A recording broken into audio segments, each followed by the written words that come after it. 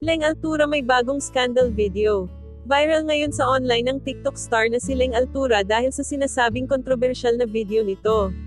Ilang taon na ang nakalilipas, ang sikat na social media influencer na si Arlene Altura o kilalang kilala bilang Leng, ay naging viral online dahil sa kanyang mapangahas na mga larawan at mga video sa sayaw tulad ng Neneng B, Ivana Dance, Macarena, Katrina, at iba pang nakakaaliw na mga video.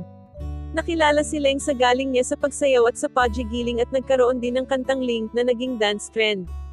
Si Leng ay nasangkot din sa iba markang paywati ibang mga isyu at kontrobersya matapos na i-endorso ang brand ng damit na Kain Pepe na pagmamay-ari ni Boss Toyo.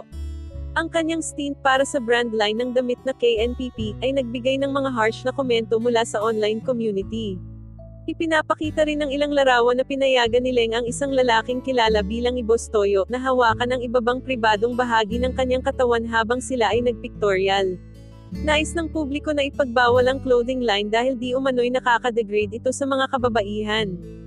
Inilantad ng vlogger ng YouTube na Makagat G0 ang sinasabing dark secrets ni Leng at inakusahan siyang gumawa ng pagpapalaglag at nagkaroon ng isang iskandalo sa video sa nakaraan. Gayunpaman, naayos na ang issue matapos humingi ng tulong ang bituin sa TikTok na si Raffy Tulfo. Kamakailan lamang, ang babaeng influencer ay muling naging viral sa online dahil sa kanyang sinasabing kontrobersyal na video.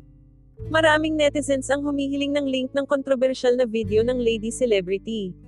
Ipinakita sa isang post sa FB page ang isang picture ng babae na nakahubad na malaki ang pagkakahawig kay Leng. Di umano ang babae ay walang iba kundi si Leng habang ginagawa ang controversial na video na yon. Ang video ay matatagpuan sa seksyon ng mga komento. May mga ilang fans na ipinagtanggol si Leng at sinabi na hindi siya yun dahil di umano 12 buwan na ang nakakalipas simula nung ipinost ang video. May ilan namang sumang-ayon at sinabing si Leng yun nung hindi pa ito nagpapaayos ng kanyang mukha. Ano ang masasabi niyo sa controversial video ni Leng? Totoo ba o hindi? Policy. Fair use is a U.S. law that allows the reuse of copyright-protected material under certain circumstances without getting permission from the copyright owner. In the U.S., works of commentary, criticism, research, teaching, or news reporting might be considered fair use, but it can depend on the situation.